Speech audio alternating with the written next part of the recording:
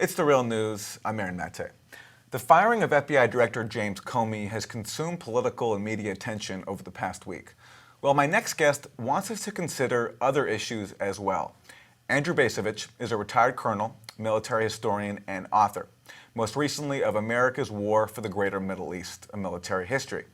His latest piece for The Nation is called 24 Things the Media Missed While They Were Obsessing Over Trump's Latest Soundbite.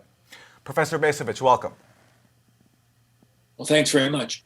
So I want to get to those 24 other things that the media missed, or at least some of them. But before that, I do want to talk about Comey for a second, and specifically the parallels to Watergate, in that we have the media focused so intensively on this apparent breach of power by the president in firing Comey for possibly political reasons.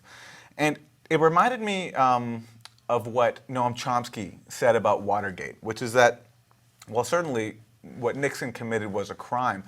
The intense focus on it at the time overshadowed far more serious issues, including the bombing of Indochina, and also the massive COINTEL program, where the FBI was used to subvert activists from the women's movement to black liberation activists.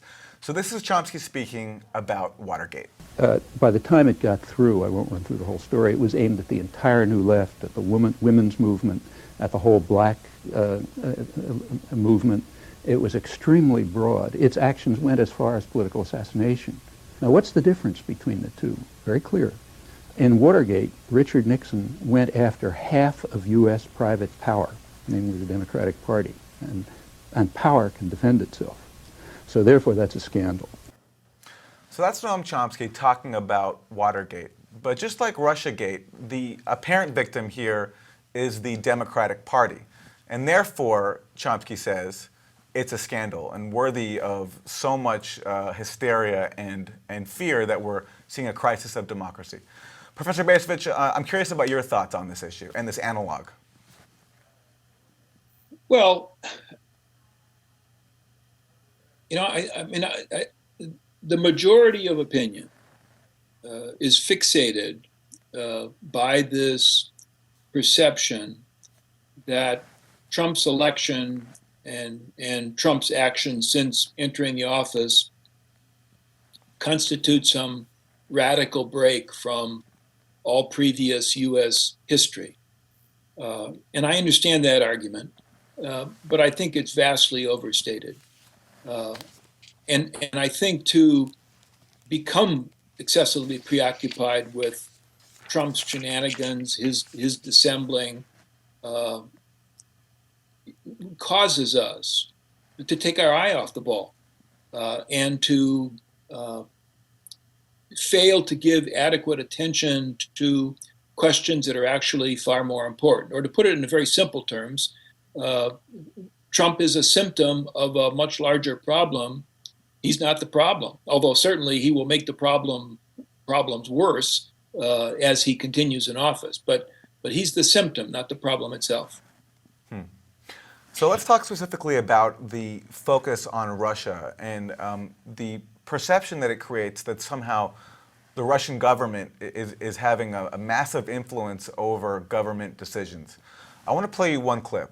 This is Professor Ruth Ben-Ghiat of New York University, and she studies fascism. She's a historian of fascism. And she recently appeared on the show Democracy Now! And this is what she said about the recent Russian visit to the Oval Office. I felt it was such a tragedy for our democracy to see Trump in the Oval Office with the Russian foreign minister the day after this happened. This is a very strong signal to his Russian client and to authoritarians all over the world that he means business and the business is their business. And besides the security concerns which have been raised with having Russians in the Oval Office with a photographer, into the most sensitive space of America, it sends a message that Russia has won and that Trump is indeed willing to do what they say. So, Professor, I found this comment very emblematic of the discourse right now about Russia, where here you have someone arguing that merely having Russians inside the Oval Office with the photographer is a security concern, and it's a signal that Trump is doing Putin's bidding. What do you make right now of the current talk about Russia's apparent influence over U.S. politics?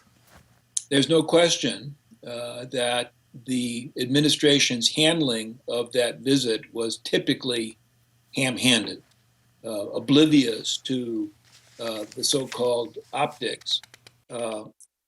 But it is the business of government to deal with other governments. And Russia is an important country with which we have relations. Those relations are complicated, they're competitive, but it's important that the United States, that U.S. officials, President, Secretary of State, Secretary of Defense, should continue to talk to their Russian counterparts. I mean, in World War II, or during the Cold War, we U.S. leaders met frequently with Soviet leaders, and those conversations may well have contributed in significant ways to keeping the Cold War cold. So I think that sort of an argument is just vastly overstated. Okay, so let's get to the issues that all of this Russia focus is sidelining. As a military historian, as someone who served in the armed forces, what are the key issues in your mind right now that should be getting way more attention than they currently are? Well, I mean, one of them is the normalization of war. I mean, prior to 9/11, the American people, and I think American political leaders, we certainly were more than adequately bellicose and didn't hesitate to use force, but we tended to view war as the exception rather than the rule. And now war has become normalized. It has become permanent. And although that point gets made from time to time, it gets made and then shrugged off and accepted. I mean, we think we have the world's greatest military, and in many respects we do. Well, why doesn't it win? Why doesn't it get the job done? I think that is an example of a question that deserves far more attention than it deserves. And you can break that question down. You can apply it to the ongoing conflict in Afghanistan. You can apply it to the ongoing campaign against the Islamic State. But it's a huge issue.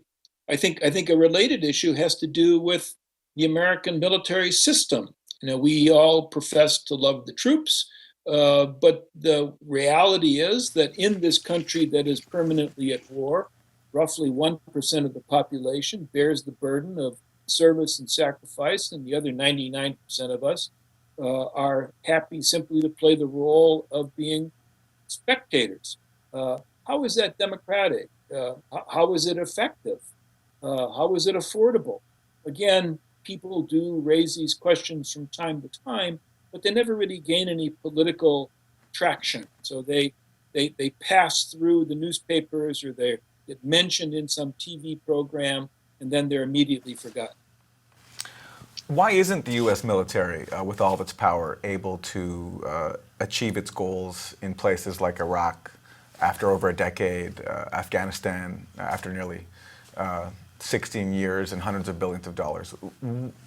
What is the deficiency with the U.S. military approach? Well, I mean, that's a very pertinent question. There's no simple answer. I think that there are multiple factors involved, but probably the most important one is a political or strategic failure.